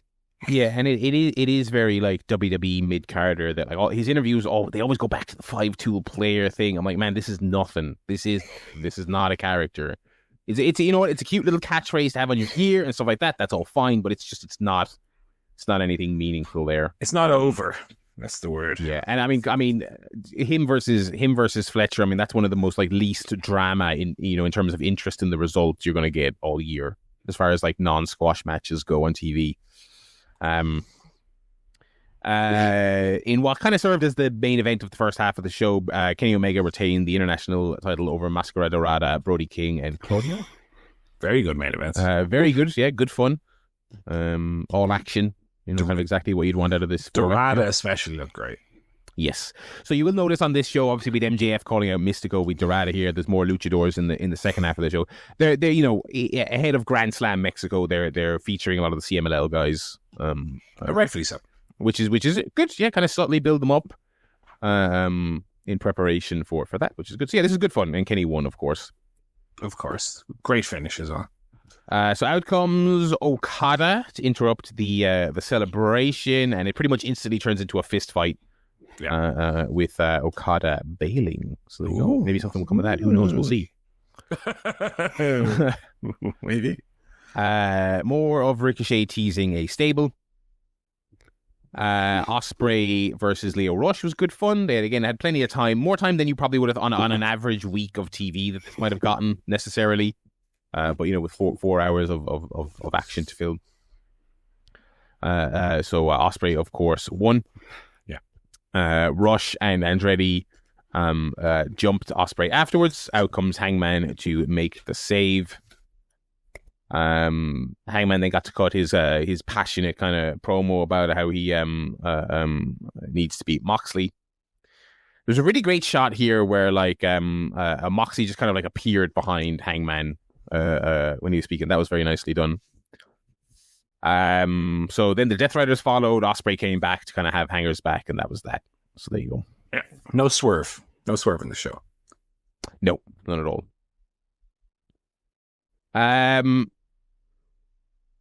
Don Callis made a match. I could not wrap my head around this. So what did he say? He said he was talking to Cole, and then he just kind of started talking about Bandito. Yeah, I couldn't quite understand what the connection was. I'm sure there was a logical reason they did this, but I assume Bandito has been beefing with one of his boys. I don't quite know. And so it was Bandito and the Outrunners versus the Callis family for later in the show. I did not quite I get that. Oh, there was a weird. This is weird, right? In this, right, Fletcher then starts bigging up one of their teammates for this match. Yeah. And they start talking about how he's the greatest luchador ever, right? He's the best luchador ever, the history. And I was like, oh, this is going to be probably a white guy who's not from Mexico or who has never been to CMLL. And then it was like Hechicero, and it was like, it's like, oh, so obviously they were heels, so they were pretending he's like this great luchador. And it's like, but he is, but he's not, like, I guess he's not the best ever. That's the heat. But that was like a real flat punchline, was that they built him up as the best ever, and instead it was just a very good guy. That wasn't great. But FTR took on Atlantis Jr. and Templario, another very fun tag match. I enjoyed that. Yeah, Dax bringing in the points for Joe since he was traded. Yeah, couple of Winskies for the boys. Pinned Templario after a Shadow Machine, and we got Stoke doing a promo afterwards where he talked about this. The commentator said this quite a bit, so I guess this is going to be the new buzzword: the winningest tag team in AEW history. So that's like, I guess they've won the most. Fantasy League heads will know that, sure. Won the most matches. The new tag team of Proteshida. Okay. I don't know about that, boys. No, that is not a CSP diarrhea pun. Yeah, that's not a terrible fucking joke pun we would come up with. And like Shivani and McGuinness had like a 5-minute bit about Shivani not pronouncing this correctly, and I was like, and in his defense, well, Nigel was winding him up mainly, but like in his defense, it is a made up word. So it was Fletcher, Takeshita, and Hechicero versus Los Outrunners and Bandito. First time we've seen the Outrunners in a while, and the last. Yeah. And then the finish was Fletcher pinning Bandito, of all people, with the two Outrunners right there. Yeah. So are we giving Fletcher the ROH title? I don't know. Well, they're building to Fletcher Adam Cole, so I would be surprised. But I know. I would pin Los Outrunner Dose if I was if I was gonna do, I don't know, Senior Magnum. But also, I mean, I'm a bigger agent for pretending they care about the ROH World Title. I mean, that ship has sailed. That ship has sailed. Ship should be sunk, to be honest. I mean, it's ridiculous. Hit it with the big old torpedo, please. Megan Bain dragged Anna Jay out onto the stage, teased F5ing her off of it. I don't know where Harley Cameron was. Outcomes. Harley Cameron's injured. Mello. She got injured last week. Oh, right, yeah. So they did acknowledge that. That's right, because they played a video package, so they did acknowledge that. Ty Mello comes out with a pipe to chase off the heels. Yeah. So I guess Tay J is back, and they are going to have a match against the heels next week. So there you go. Don't hate that. Have a nitpick, though. Yeah. Go on. It's Paul's nitpick of the week. It's back. So Ty Mello came out with the iron pipe, whatever it's called. And she hit Penelope forward with it and then dropped it. Yeah. And Mega Bain said the bigger, tougher woman is standing there in front of her. Would it have held on to the pipe just in case? Yeah, that was funny. Nice little pop for Tay coming back. Nice for her. Harley's out obviously for a while, so Tay J reunion, cool. Another tag team add to the list. Another tag team, one that has a bit of a history as well. Interesting to see how the Ty Mello reaction keeps up. I would hope by now that the Sammy Guevara hate is kind of worn off a bit. They've been gone long enough that. Yeah, and it seems like they are going to be kind of separate because obviously he's still an ROH guy. She's going to be on AEW proper doing the TJ thing. So there you go. Yeah. Bowens did a very, very uninteresting call out for Fletcher, as previously alluded to. He just talked in circles for like 2 minutes. Very boring. Very boring. Nick Wayne defeated Sammy Guevara, Lee Johnson, and AR Fox in a fun 4-way for the ROH World TV title. I tell you, every time AR Fox gets into one of these matches, he's like the most over guy in the match. Yeah, look, he's great. He's great. Mm-hmm. Is there a point in which they get behind him and give him something more substantial? Yeah, I mean, look, he's trying to win back favor after the whole London thing, I guess. Yeah, that's true. which was that was pretty messy. It was pretty messy, but they've slowly been featuring him more and more. He's on TV quite often, so hopefully at some point they do something with it because he is great. He is great. Yeah. Tekla defeated Lady Frost in a squash. This was not very good. Lady Frost, sometimes she can do really impressive stuff, but then sometimes even in short matches like this, it was pretty not on the same page. Yeah. Tekla looked good. She put her in her she did a spot at one point that pretty much just looked like Britt Baker's own finish. She put her like the rings of Saturn and then put her hands in Frost's mouth. I was like, it was like she's pulling her jaw open. Yeah, very on the nose, like but more a combat move. I don't see anyone being present on these shows to take issue with that in the near future. Tekla continued to beat down, or Tekla, I believe it's pronounced just Tekla with the T. Kept the beat down going. Tekla, I believe, is the German pronunciation. Okay, so Tekla. Oh, Entschuldigung bitte. Es ist Tekla. Kept the beat down going until she was stopped by Queen Aminata. Now, listen, I love to see Queen Aminata at all times. Yes. You know this.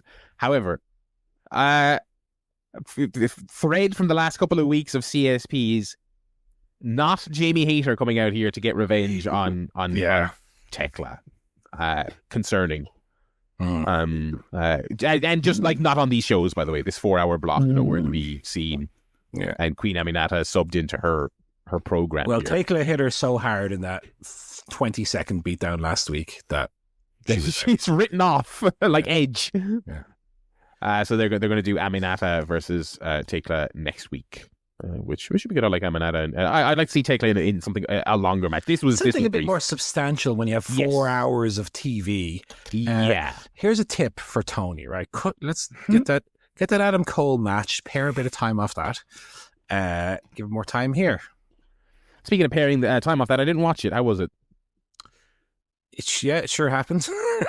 It sure was. I will say, to my nitpick from last week, Garcia had his like Red Death gear this week. Okay, which I was very happy about.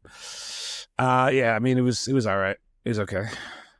And that was the main event of the 4-hour block as well. That's the thing. Yeah, I will say after 4 hours, I must admit my attention span in the 4th hour was not what it was in the first 2 hours. Because I did watch this all in one block, and it was a lot. So it was good to know, because I didn't know going in how it was going to be structured, whether it truly would be 2 hours of Dynamite and 2 hours of Collision, which I should have figured, because they're not going to put all the important stuff at the end, because it would be like midnight, 1 a.m., depending on the time zone in the US, right? They're not going to put the important stuff on that late. So it will be treated as a Dynamite Collision kind of 2-hour block. Yeah, the match was okay, as I say. It was interesting because it was kind of like the Don Callis, not Josh Alexander notwithstanding. It's like the geeks from the Don Callis family. Yeah. Against Paragon, which is like mostly geeks as well. Daniel Garcia. It feels like I think the rationale there was surely that we're not going to put like mocks on at, I guess this would have been like midnight. Yeah, exactly. So there you go. We had the major announcement, Tony Khan's major announcement. Oh yes, sorry, I forgot about this. Yes, they did tease, I guess, to keep people watching if they were still awake. About like 3 hours in, they're like, please stick with us till the end of the show. There'll be a big announcement, and they made official the Omega versus Okada match in Texas, and they called it Winner Takes All. Yeah. So I don't know if they're unifying them. They haven't said, but it'll certainly be for both titles. Mm-hmm. Yeah. So there you go. That's a massive match. That card, that 3 matches in, that card is looking pretty spectacular, I must say. Yeah, they're not holding back. Yeah, looking good. Yes. So there you go. That match is a fish. So there you go. Yeah, and they're doing contract signing on next week's. Yes. Yeah. Yeah, which will be interesting. See what kind of Okada we get there, kind of tonally. Let's retire the bitch Okada for a few weeks. I think for the duration of this, I think, that would actually be a good idea. As 4-hour blocks go, I thought this was pretty good, to be fair to it. But, I mean, there's another one next week. Oh, I would hope that's the last one for a while. Yeah, I mean, there was some stuff in the 3rd and 4th hour. You had like the Hangman Mox interaction, like you said. So it wasn't like it was completely worthless, but knowing now that it is like the 2 hours at the beginning are front loaded, that's where your attention needs to be. And if you have time, maybe get to the last 2 hours like the day after or during the weekend when you might normally watch Collision. I think that might be the way to do it. And that's going to do it for the wrestling this week.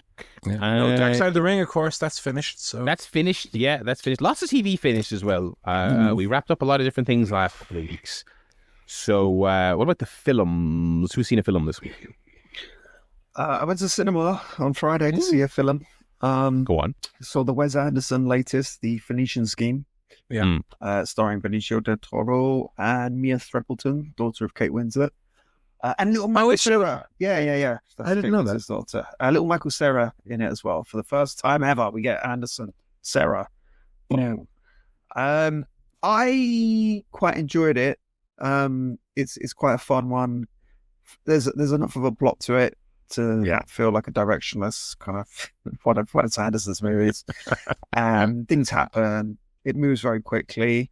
I would say, and Michelle commented too, it's a little bit sort of undercooked in terms of the characters, because as sort of fantastical as his films are and as surreal as they are, there's always quite a bit of heart within the main character. There's quite a lot of empathy for the main characters, and there's always, a bit of humanity there. This felt a bit too kind of glib, almost like for sure, very very funny, but sort of over. Everything was over detailed. It's just kind of you don't need everything to be over detailed.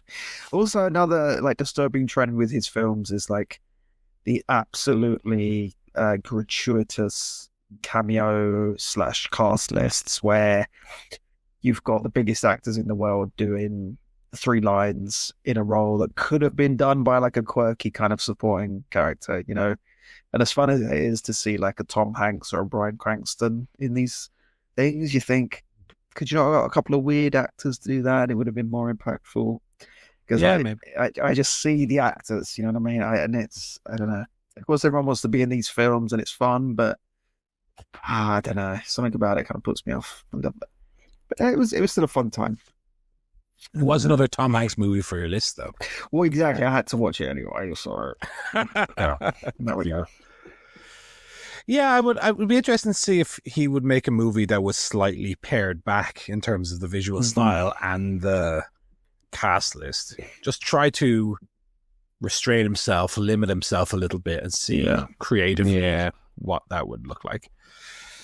I think I said more or less the same, right? It's very fast. Not only the pace of the movie, characters speak at 100 miles an hour. Yeah. But yeah, it is a little I don't say heartless, right? Because I don't know if that's the right word for it, but it doesn't have that emotional core that a lot of his earlier ones do. Yeah. But it's nevertheless still very fun and very, watchable. Good, yeah. Yeah, I think we agree on that. I watched All of Us Strangers finally. A big beloved hit from about 2 years ago, directed by Andrew High. Really enjoyed it. Yeah, enjoyed it. Andrew Scott, really phenomenal in it. Go back whenever I watch a movie like this a couple of years later. Go back and update my snubs list for the various awards. Right. Of which he was certainly one. He was really tremendous in it. Paul Mescal, very good as well. Really good. It's a very kind of bittersweet kind of drama about a sort of a singleton in London who meets a mysterious new man, Paul Mescal, but he's also grappling with the loss of his parents. And I won't really reveal too much more beyond there. There's it's got some stuff going on that I didn't really know much about this other than the 2 central performances were highly acclaimed. It wasn't the type of film I was expecting when I started watching it, but it's very, very good. There's a kind of a final act kind of reveal that I kind of guessed instantly when I started the film. Okay. It's not the kind of film where it's supposed to shock you and knock you out of your chair. Like it's not fucking a Twilight Zone segment, but that type of thing irks me a little bit when you can just spot it 100 miles away. But it didn't derail it or anything. It's a very good film, very enjoyable. And that's all I really saw this week. So all kind of quiet on the the film front. Yeah. And on the telly as well, I haven't really watched anything new. I'm still working my way through The Studio. It's really, really good. Still working my way through Common Side Effects, which I'm also enjoying. Did you catch up on The Rehearsal? Yes, I finished The Rehearsal. I mean, the finale was absolutely spectacular. Absolutely incredible. I mean, I don't know how he does it. I don't know what he's going to do next, but I also thought that at the end of season 1, you know. Yeah. So really, I mean, probably my favorite thing I've seen this year. Yeah. The Rehearsal season. Oh, for sure. Yeah, so enjoyed that. Oh, also, I just earlier today finished our rewatch of Always Sunny, season 16 we wrapped up, which was one of their best. I mean, they ended on a high, and that show is now back with season 17 next month, I think. So yeah, they're back to form there after. So this most recent rewatch, I mean, it's an incredibly consistent show. I really enjoyed it. 10, 11 years in, there's a little bit of waning in there, as these shows often do with aging, but they pull it back there, and I think it's a remarkably consistent run. So yeah, I finished that. But yeah, other than that, just a lot of stuff we've kind of talked about recently. What about you boys? What are you watching? Well, latest Poker Face was really good. Great guest stars as well. You had Sam Richardson from Tim Robinson's Think You Should Leave, Corey Hawkins from Straight Outta Compton, James Ransone from The Wire. I mean, Poker Face, like Wes Anderson's films, Poker Face is a series that kind of lives and dies on its celebrity appearances, but they're not cameos. They are every week. The cast is made up of these names you recognize, and here Sam Richardson and Corey Hawkins play kind of like employees at a Best Buy or the in-show equivalent. Corey Hawkins is the boss. Sam Richardson is the movie addict worker, and there is a murder and cover up and blah blah blah, and it's up to Natasha Lyonne to come in and sort out the case. Another great episode. This episode and the last episode were both directed by Adam Arkin, son of the late great Alan Arkin. And they've been two of the highlights of this series. So Adam Arkin, I don't know if I've seen much else from him from a directing point of view, but he's certainly got a knack for it. There is an episode 11 of this season, which is going to be directed by Ty West, if you're interested in that. Okay. Natasha Lyonne will now be directing the finale as well. So yeah, we're on that was episode 7. So there's 5 more. There's going to be 12 episodes this year, but continues the trend from season 1 of high quality Columbo style. Wait a minute. What the fuck? You're lying to me. You did the murder, you fucking bastard. That's how Natasha Lyonne actually sounds as well. Yeah. Really good. So yeah, again, I think Poker Face is on. It's on certainly on the Sky kind of on-demand service. I don't know if it's on Now TV as well. It might well be, but it's definitely worth a watch. It's a very, very fun show. Like I said, tons of great cameos. Cynthia Erivo still one of the highlights of this year. Giancarlo Esposito also in one of the better episodes.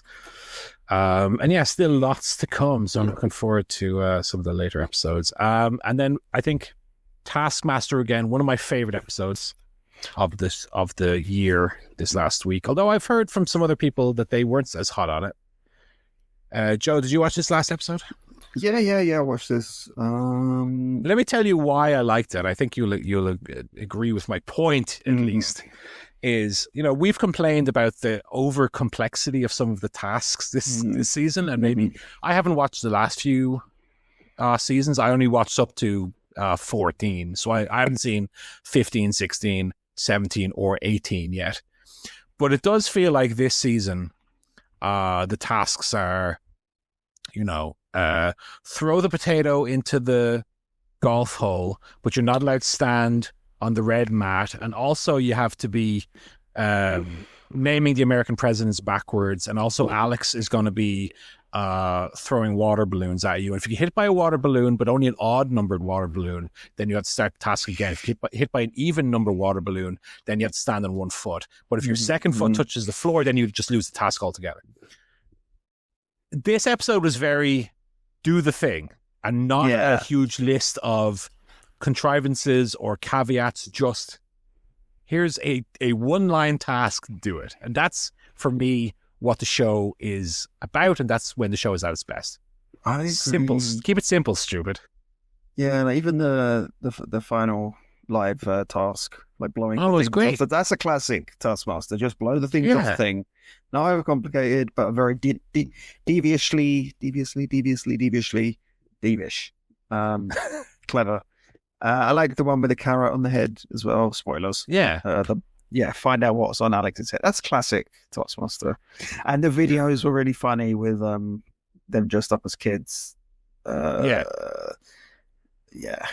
what I feel like is when the task is so simple, the humor comes from the creativity of the participants. Yeah.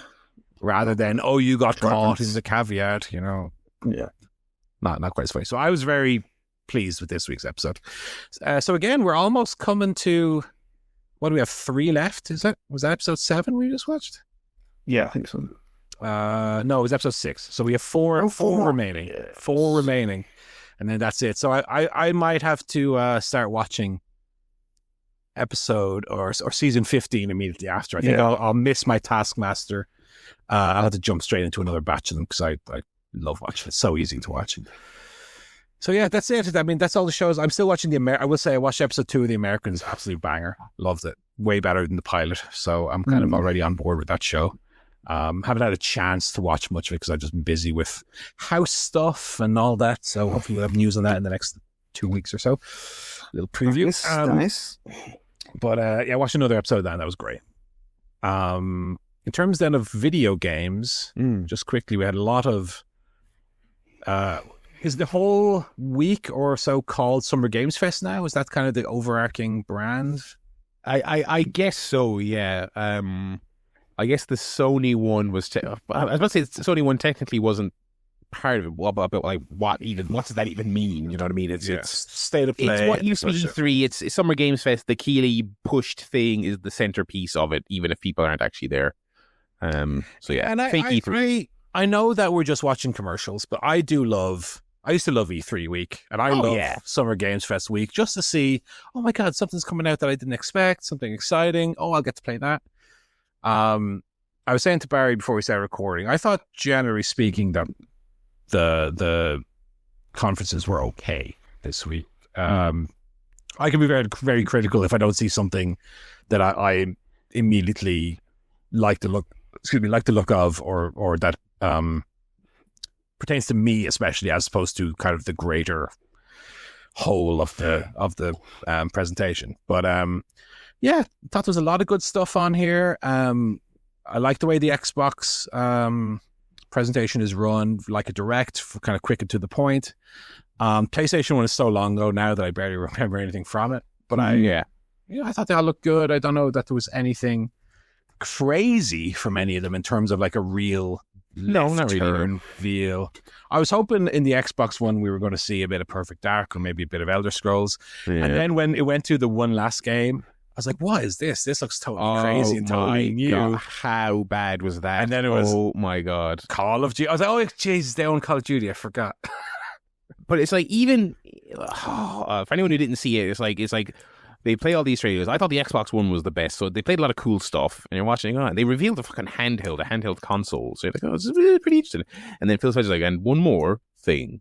And they like, and it's this because of course, like Black Ops and Call of Duty, it's all like futuristic and weird. It's not really like the rest of the Call of Duty games.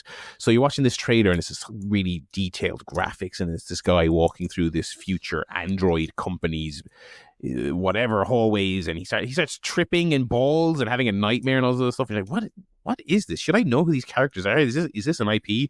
And then like they say, I can't remember what the character's name. They say, I think Mason or something. Oh wait, isn't that a Call of Duty guy? It was the most like, it's very popular, obviously, but I think even people who like those games, if EA were still doing these shows, I don't think they'd end with, and our big final game this year's Madden. It's like there is a Call of Duty game every year. I don't know if it could have been your show ender, but the character who walks out of the dark and it's Mohamed Salah. Yeah, that was sick. I was fairly muted on an awful lot of it, I will say. Sony one was okay, a lot of stuff I didn't really care about, but some stuff was good. Of course, 007. We got Yeah. I Our didn't first get any proof- gameplay of it, though, really. No, they said they're going to show some later in the summer. I don't know when that will be, because they wasn't at any of this. And then IO, the company who makes and publishes it, they had their own stream on Friday night, and they didn't show it there either. No. So I guess they showed co-op Hitman, which is very interesting. sounds cool. But I mean, even though there was very limited amounts of gameplay, the Bond looks cool. It was nice to see some actual proof of life for it. Yeah, for sure. It looks cool. I would like to see more of it. What else was there? Again, very odd. Sony, they did like a little 30-second Ghost of Yote teaser and then said, we'll do another stream in July to show you that. I was like, okay, Just do it now. could have just done it now, lads. This is Game Trader season. What was the one last thing on the PlayStation one? Was it Bond? Was it? I don't remember. No, sure. Oh, I don't remember. I'm going to look that up now. I actually don't know if there was a big closer. Oh no, actually, I feel like there was. I'm going to put up my own fucking video watching it just to see. My memory's so shit. I can't remember. Oh, it was Resident Evil. Resident Evil. No, sorry, the biggest thing from the whole fucking. Which, to be fair, no, that was. that was. Yeah, you're right. Sorry, no, you're right. So they showed Resident Evil 9, by the way, which you're not a Resident Evil guy, Paul. So you're not. Not really, but it still looked cool. It looked cool. Yeah, so that looks cool. I mean, that's leaked a million times. The finale from the Sony thing was the Marvel fighting game. Fuck off. Sorry. What? That looks great. What are you talking about? I don't care about fighting. It did look good. I don't care about it. I mean, to be fair, it's made by. I mean, it's made by Arc Systems. They're a real fighting game perverts. Love these guys. Which so it's a studio of some repute, which is good. But as much as I'm more interested in it than you are, I mean, I am, of course, the type of person who will buy a game like that, play the single player thing, and then that's it. I will never get deep into the systems and play it online and stuff like that. And then the Astrobot people. Oh, it's another more of those tiny more of those little challenges. Yeah, stop working with this game, please, and start making a new one. Go on, make a new one. Yeah. There was a lot of that. They're making a 3D Super Meat Boy game. That was the big thing from the Xbox. For me. That was cool looking. Yeah, that looks cool. I still haven't finished that original. It's fucking hard, but that new one looks great. But yeah, it was all right. I think the Xbox One was pretty solid. The Keighley one I thought was pretty interminable. You had the Splitgate guy out there shooting the game in the head. Yeah. Absolutely insane. How no one stopped him. Even if he didn't go out there with the hat, like his whole demeanor was so but that's the thing is like, hey guys, you know all these other games, I think they're all shit. Yeah, it's like we're all this boring shit, and we're going same old. I'm like, to be clear, for anyone who hasn't played it, Splitgate is literally Halo, but with the portal gun from Portal. Completely, like, unapologetically, that is just what the game is. And I like the first one. It's like you're out here talking about originality, and you're launching a sequel to that game with a battle royal in it. It's like, oh my god. Yeah.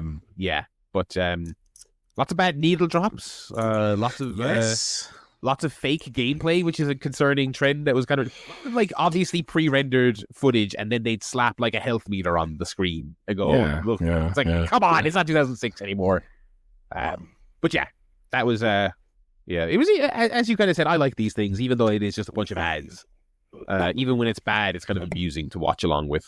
So yeah, there you go. You didn't get a Switch 2? No, it is out.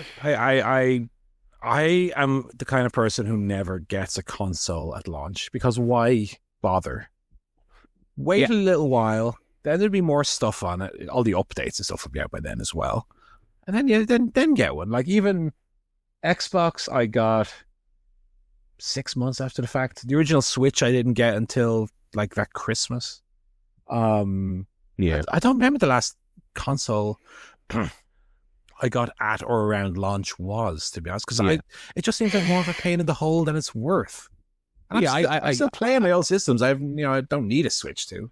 I got the PS5 and the Xbox at launch, but that was also COVID mania as well. Right. Stuck in the house. Prior to that, I don't think I ever have. I was, especially as a kid, I was several years late to all of them.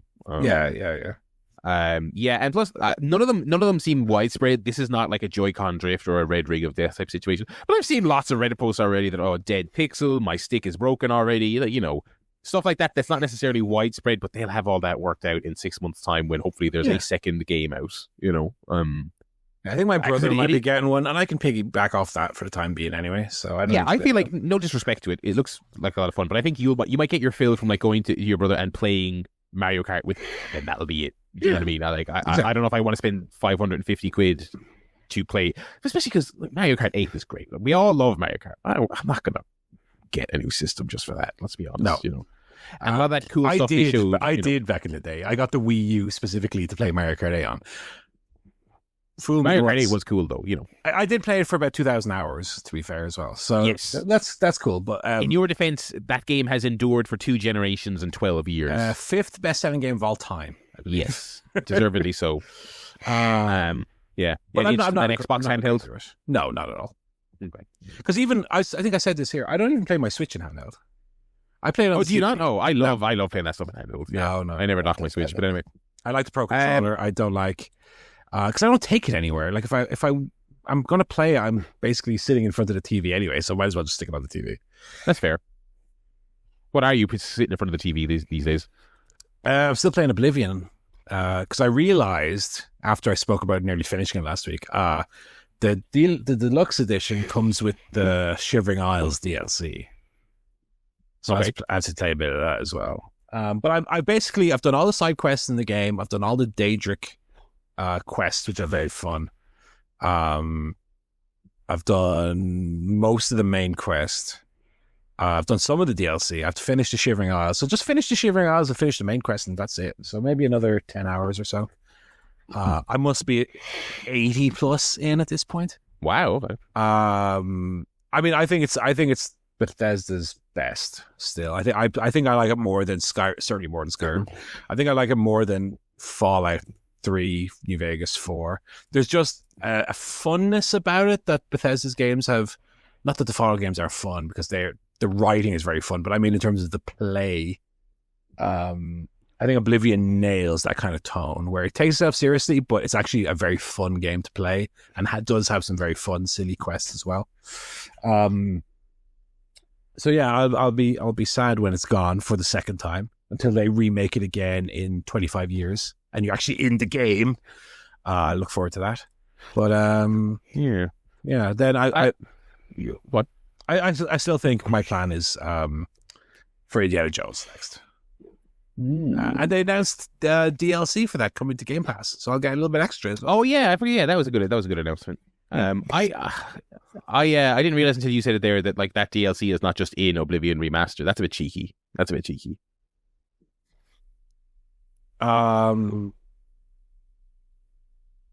don't know what you mean. You said there was a DLC chapter that was part of the deluxe edition, was it?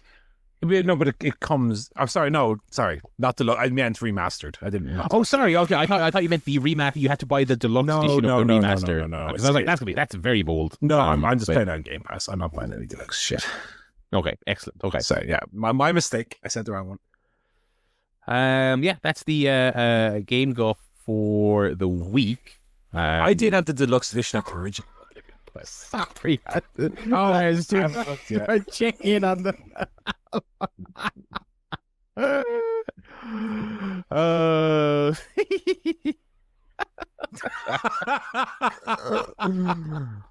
Oh dear, the lads, the Attitude Era. I love that. It looks like the Rock is whispering. Yeah, and Hillman doesn't like that they've been caught by the streets. Hillman brother, feel the mana. Give this Triple H fella a little knock on the noggin with your crowbar. Delightful stuff. All right, folks. Thank you very much for listening. 700 episodes. We greatly appreciate it. We love to hear from you all. And even if we don't hear from you, we love that you're listening. So if you do want to reach out, ChairShotPodcast.com is where you can go to pop us an email. It's where you can check out the Fantasy League in real time as well. Would you make a trade? Let us know if you would. Yeah, and we'd love to hear from you. Until next week, folks, it is goodbye from me. It is goodbye from Joe. Goodbye. That's goodbye from Paul. Goodbye. Peace out.